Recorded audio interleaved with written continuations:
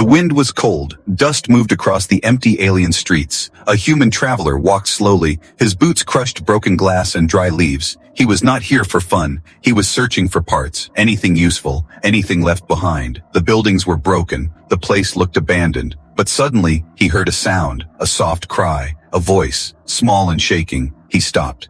He listened again. There it was, coming from the alley. He turned. He moved carefully, and then he saw her.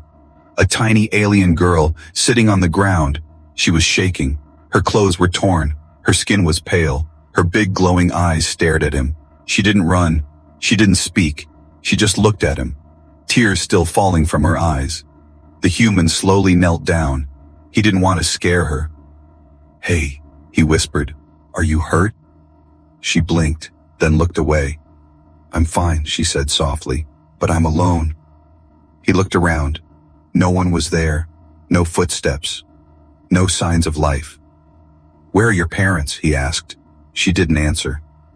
"Are you lost?" She shook her head. "My people left me," she whispered. "They said I was too weak." Her voice broke.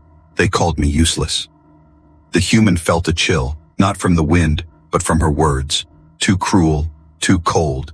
He sat beside her. "I'm not leaving," he said. "You don't have to be alone now." She looked at him again, like she didn't believe it.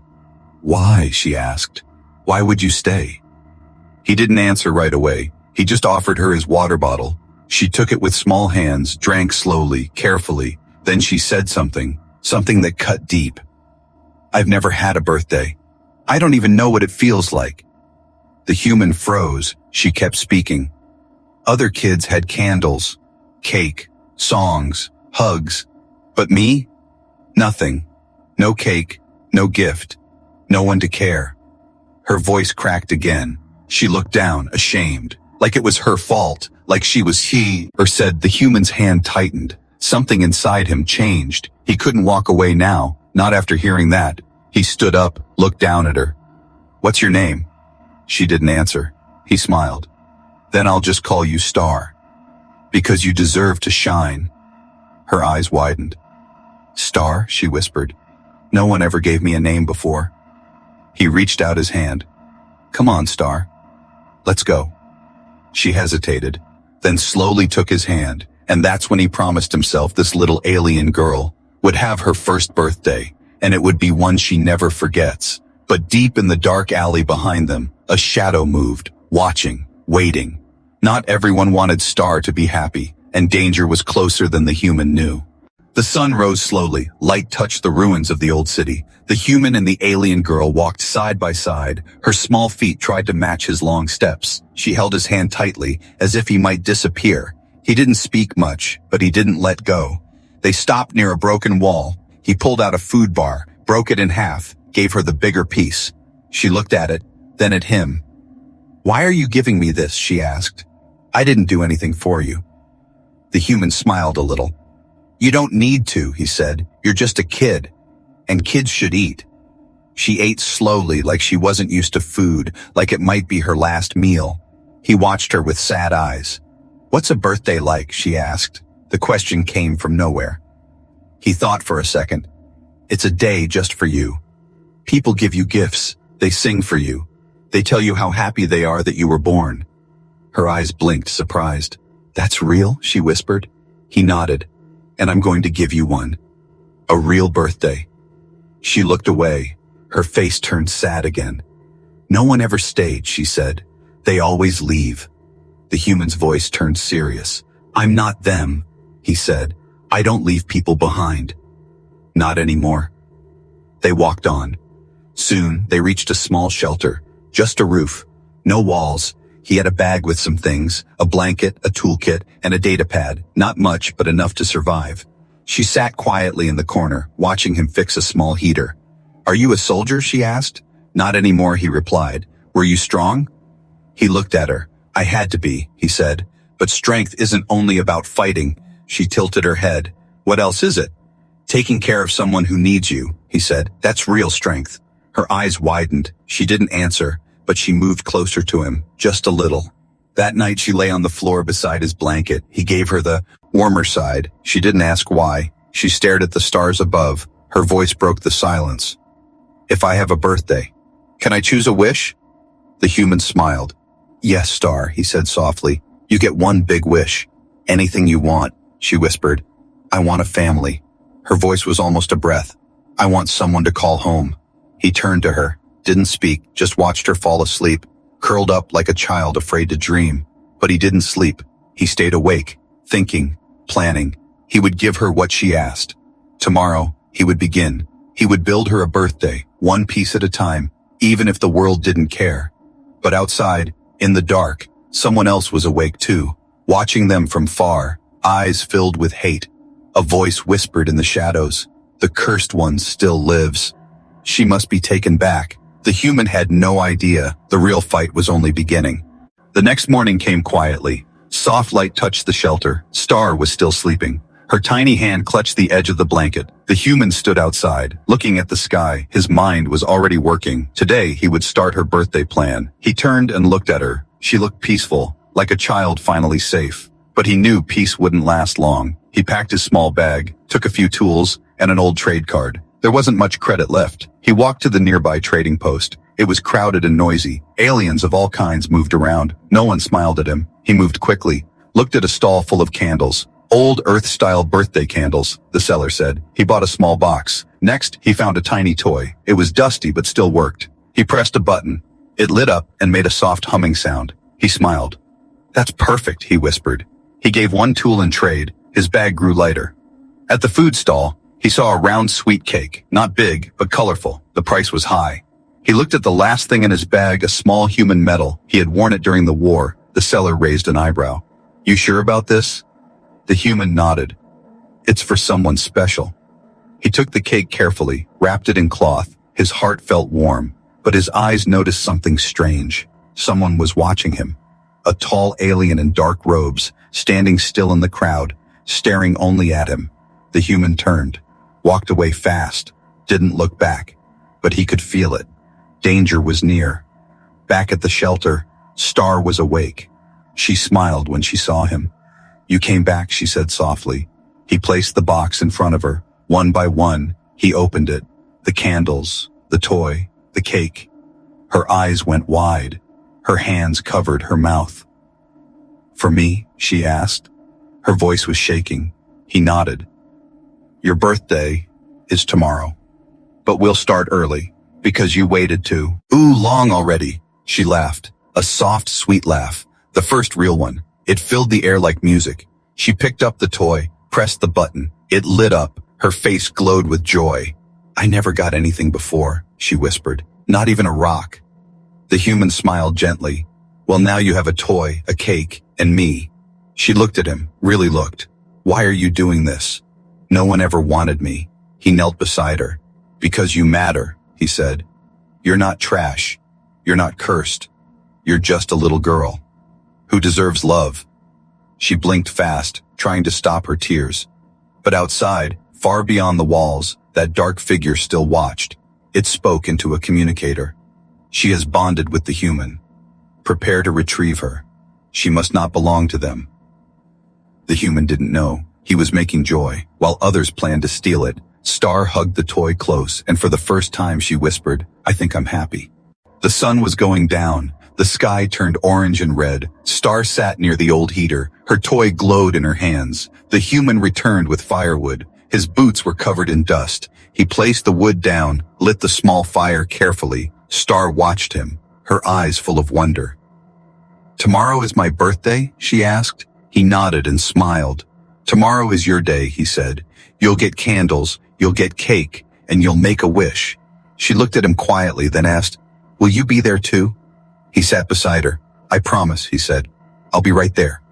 No one will take this from you. She smiled, but only a little. Her voice lowered. Sometimes, I feel like this is a dream, that I'll wake up and be alone again. He looked at her softly. It's not a dream, he said. You're safe now. I won't let anything happen to you. She closed her eyes just for a moment. The stars started to appear, tiny lights in the dark sky. She opened her eyes. Can I sleep here next to you? The human nodded. He gave her the soft blanket. She curled up beside him, holding her toy like it was treasure. He watched her fall asleep, her face calm now, peaceful, silent, but he didn't sleep. He took out a small piece of metal and a carving tool from his bag. He started working in the moonlight. His fingers moved slowly. He shaped the metal with care. It became a small locket with a star symbol on it. He whispered to himself, "She'll wear this tomorrow, so she'll know she belongs to someone who cares." But far from the shelter, trouble was coming. The dark figure walked through the forest. Whispers moved through the trees. A message reached a hidden camp. "She is still with the human. She must be taken back before morning. She is not meant to be loved." Back in the shelter, the human finished the locket. He held it up to the firelight. It shined like silver. He placed it gently beside Star, then leaned against the wall, eyes heavy, heart full. Just before sleep took him, Star mumbled something. "Thank you, Dad." His eyes opened wide. He looked at her, but she was still asleep. Tears touched his eyes, but he said nothing. That one word changed everything. He was no longer just a helper. He was family now. Outside, the wind picked up. Leaves blew past the doorway. A shadow passed by quickly. No one saw it. Morning was near, but so was danger. The birthday was only hours away, and someone wanted to ruin it. The human slept beside the fire, unaware of the steps drawing closer. Star breathed softly, dreaming of candles and cake and smiles. But not every story ends in peace, and this one was about to change, because sometimes the past doesn't let go that easily. Morning came, soft light entered the shelter. The fire had turned to ashes, but the air felt warm. Star opened her eyes slowly. She looked around. The human was already awake. He was setting something on the table. She sat up fast. "Is it today?" she asked. He turned and smiled. "Yes," he said. "Today is your birthday." Her eyes lit up. She jumped to her feet. He showed her the cake and the candles one by one. She gasped. "They're real?" He nodded. "Real, and they're all for you." He placed the locket in her hands. She stared at it. Tears filled her eyes. "It's beautiful," she whispered. "It's yours," he said. "Forever." She hugged it close to her chest, then hugged him too. For a moment, all was calm. The human lit the candles. Star clapped her hands in joy. He began to sing softly. She giggled and whispered, "This is the best day of my life." But outside, boots hit the dirt. 5 figures moved toward the shelter. Their faces were covered. Their weapons were ready. They surrounded the place quietly. Inside, Star was about to blow the candles. "Wait," the human said. "Make a wish first." She closed her eyes. "I wish for this moment to last forever." Then she blew out the candles. Smoke rose into the air. Suddenly, the door slammed open. Wood cracked. Voices shouted, "Step away from the cursed child!" Star screamed. The human pushed her behind him. "Don't touch her," he shouted. The attackers moved in. One aimed a weapon. "She is not meant to be loved. She belongs to the old order." The human grabbed a metal bar. He swung it hard. One attacker fell. Another charged at him. Star cried out, "Please don't hurt him." The attackers didn't care. They reached for her, but she held the locket tight. It began to glow. A strange, soft light came from it. The attackers paused, confused. "What is that?" one whispered. The human saw the light too. He pushed the siren. He lashed attacker away, grabbed Star's hand. "Run!" he yelled. They rushed out the back, through a narrow path, through the trees. The attackers followed, but the light from the locket grew stronger. A strange force pushed them back. They fell, shouting. Star looked down at the locket. "What is this?" The human shook his head. "I don't know," he said, "but it's protecting you." They ran until they reached an old cave. They hid inside, breathing fast. He looked at her. She was shaking. "I'm sorry," he said. "I just wanted today to be happy." Star held his hand. "It was," she whispered. "It still is." Even with dust on her face, even with tears in her eyes, she smiled. "I got a cake. I got a gift. And I got you." The human felt his chest tighten. He pulled her close. "We're not done yet," he said. "We'll finish your birthday." But deep down, he knew this wasn't over. Whoever wanted her gone would come again, and next time, they might not stop. The cave was cold, dark, and quiet. Star sat beside the human, wrapped in the blanket. She held the locket tightly. Its glow had faded, but the warmth stayed inside her. She looked up at him. "Will they come back?" she asked. The human didn't lie. "Yes," he said, "they will." Star's voice shook. "Will they take me?" He looked into her eyes. "No," he said, "I won't let them." She nodded slowly, but fear stayed on her face. He stood up, checked his gear, only one weapon, half power left, not enough, but he wasn't going to run anymore. He stepped outside the cave. The sky was turning gray. He looked down at the valley, then back at the cave. "This ends today," he whispered. He picked up a sharp stick, carved it into a spear. His hands moved fast. Star peeked out. "What are you doing?" He didn't stop. "I'm preparing," he said. She walked closer. "I want to help." He shook his head. "No, Star," he said. "Stay hidden." "But I'm not weak," she said. "I don't want to be scared forever." Her voice was small, but full of fire. The human paused, then gave her a tiny task. "Watch the entrance," he said. "If you see anything, tell me." She nodded, her eyes brave now. Together, they waited. Every minute felt heavy. Then, footsteps, far away. Crunching leaves, breaking branches. The attackers returned. But this time, the human was ready. He stood tall in the clearing. They came out of the trees, weapons drawn. Their leader stepped forward. "Give us the girl," he said. "She is cursed." The human raised his voice. "She's a child. She's innocent. She has a name. Star." They laughed. "She belongs to no one. She is a burden, a danger to all." The human stepped forward. "I don't care what you say. She belongs with me. She is family." The attackers raised their guns. He didn't move. "If you want her," he said, "you'll have to go through me." Star watched from the rocks, tears in her eyes. But she didn't cry. She held her breath. Suddenly, the locket began to glow again, brighter this time. A wave of light spread out. The attackers screamed. They dropped their weapons. The light burned their hands. They fell to their knees, crying out in pain. The leader looked at Star, his eyes wide with fear.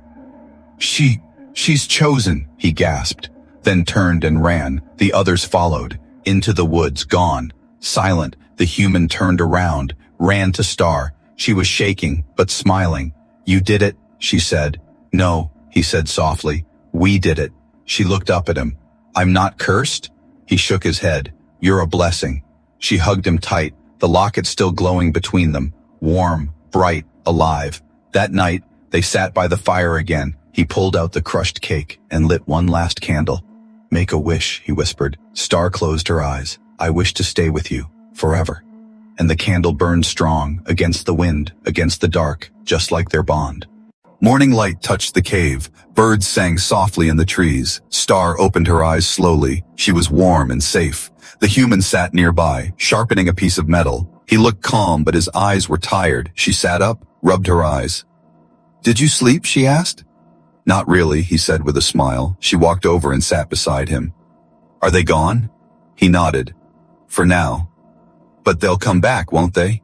He looked at the trees. "Maybe," he said, "but we'll be ready." She held the locket close to her chest. It still glowed a little, soft and golden, like a tiny sun. "What is this locket?" she asked. "Why does it protect me?" The human shook his head. "I don't know," he said, "but it's special." Star looked down. "Maybe. I'm special too." He smiled. "You are." Suddenly, a strange sound echoed. A soft hum from the locket. Star gasped. It opened by itself. Inside, a small image appeared. Not of a person, but a symbol. A glowing star with wings. The human stared at it. "I've seen that before." He took out his old war journal, flipped through torn pages. Then he found it. The same symbol, drawn in the corner, with one word. Chosen. He looked at her slowly. "You're not cursed, Star. You were chosen. For something greater." Star blinked. "I don't understand." He placed a hand on her shoulder. "Maybe you were born with a purpose. Something they feared. Something they couldn't control. That's why they abandoned you. But you survived." She looked up, eyes wide. "I'm not trash," she whispered. "I never was." He nodded. "And you're not alone now. Wherever we go together." Star smiled, a smile full of hope. "Can we go far away? Somewhere safe?" The human stood up, picked up his pack. "We'll find a place," he said. "A home." They walked out of the cave, Sunlight fell on their faces. Star held his hand, her locket glowing softly. A walked through the forest, past the broken paths, past the dark places, towards something new. In the distance, a small town shimmered with real buildings, real people. Star stopped for a moment. Will they like me? The human looked down. They'll love you. She nodded slowly, took a deep breath, held her head high, and stepped forward. As they walked, she whispered, "Thank you, Dad." He looked at her, surprised. Then he smiled and whispered back, "Happy birthday, Star." But far behind them, in the ruins of the old world, a screen flickered to life. A voice spoke in a strange language. The Star Child is awake. She carries the locket. She has found the protector. The prophecy begins. The screen turned black, and a new hunt began. But for now, the human and Star walked together, not afraid, not alone, because love was stronger than fear, and sometimes, all it takes to change a life is one birthday. The town was quiet. The roads were smooth. Clean air brushed Star's cheeks. She looked around, wide-eyed. It was her first time seeing real houses. Children played in the distance. No one stared, no one pointed. The human walked beside her. His eyes scanned the area. He was calm, but alert. They reached a small inn. The sign was old, but the lights were warm. The human knocked twice. An older alien woman opened the door. She had soft eyes and long silver hair. Her gaze moved from the man to Star, then she smiled gently. "You look like travelers," she said. The human nodded. "Just looking for rest and safety." The woman nodded once. "You'll find both here." She stepped aside. "Come in." Inside was quiet and clean. Star sat on a chair near the fire. The woman brought her warm food and a soft blanket. Star whispered, "Why is she so kind?" The human replied, "Not everyone is cruel." That night, Star slept peacefully. Her locket rested beside her. But in the shadows of the room, the locket began to hum again. A soft whisper filled the air. No one else heard it, except Star. Her eyes opened slowly. She looked at the glowing locket, and it showed her something. A vision, a place she'd never seen, a tall tower, floating lights, and many voices calling her name. "Star, Star." She gasped and sat up, sweat on her forehead. The human woke up. He rushed to her side. "What happened?" he asked. She held the locket close. "I saw something," she said. "A place calling me." The human looked at the locket. It was still glowing, but softer now, like it had shared a secret. He frowned. "It's showing you something important." She nodded. "I think it wants me to go there." He took a deep breath. "Then we'll find it. No matter where it is, we go together." The next morning, they thanked the kind innkeeper. She gave Star a small charm. "For luck," she said, smiling. They left the town behind, stepped into the open world. A quiet wind followed them. Whispers came with it, but they were not alone. In a far tower, across a desert, an alien council met in secret. She has awakened. The locket has chosen her. She must not reach the tower. A figure in black armor stood up. "I will find her," he said, "and bring the locket back. Even if the human dies." Outside, Star and the human walked. She pointed ahead. "I think it's that way." He nodded. Step by step, they moved toward the unknown, toward the truth, toward her past. But with every step, eyes watched from the sky, footsteps followed in the sand, and danger whispered through the wind. Star looked up. "I feel something coming." The human tightened his grip on her hand. "Let it come," he said. "We face it together." Dust blew across the desert. The sun was high and hot. The human and Star walked slowly, their clothes covered in sand. Star pointed ahead. "There," she said. A tall shadow rose in the distance. A tower, just like in her dream. The human nodded. They kept walking, hour after hour, until they reached the base of the tower. It was ancient, made of silver stone. Strange symbols glowed on its walls. The locket around Star's neck began to shine. She stepped forward. The tower doors opened without sound, without force. Inside was quiet. The air felt alive, like it could breathe, like it could speak. They entered slowly. The floor lit up under their feet. Blue lights followed their steps, leading them deeper inside. Star touched the wall. A soft pulse answered her. "It knows me," she whispered. "I don't know how, but it knows me." The human stayed close. His eyes scanned every corner, but there were no threats, only silence. Then a voice echoed, a gentle one, coming from the tower itself. "Welcome, Star," she gasped. "Who are you?" The voice replied, "You are the last of the Starborn." The human frowned. Starborn? Yes, the tower said. She was born of light and legacy. She carries the locket of the first guardians. She holds the key to peace or to war. Star stepped back. I don't understand. The voice calmed her. You were hidden to protect you from those who feared your power. Now your light has returned. The locket rose into the air, spinning slowly. Beams of memory flashed across the room. A city destroyed, a battle in the sky, a baby carried away, a woman crying, her mother. A name whispered. Star. Star's knees weakened. The human caught her. She breathed fast. That was me, she said. I was taken. The tower continued. Your parents were rulers of peace. They were betrayed. You were hidden among the common, but your light could. The sky turned dark. Clouds covered the sun. A deep rumble echoed across the land. Something was coming. Star stepped out of the tower. The locket glowed bright on her chest. The human walked beside her, his hand on his weapon. They looked up. Black ships hovered in the sky, massive and silent, like shadows with wings. Star clenched her fists. They're here, she said. The ones who hunted me. They want the locket. The human stood firm. They'll have to take it from both of us. Star looked at him. Are you ready? He nodded once. For you, he said. I'll face anything.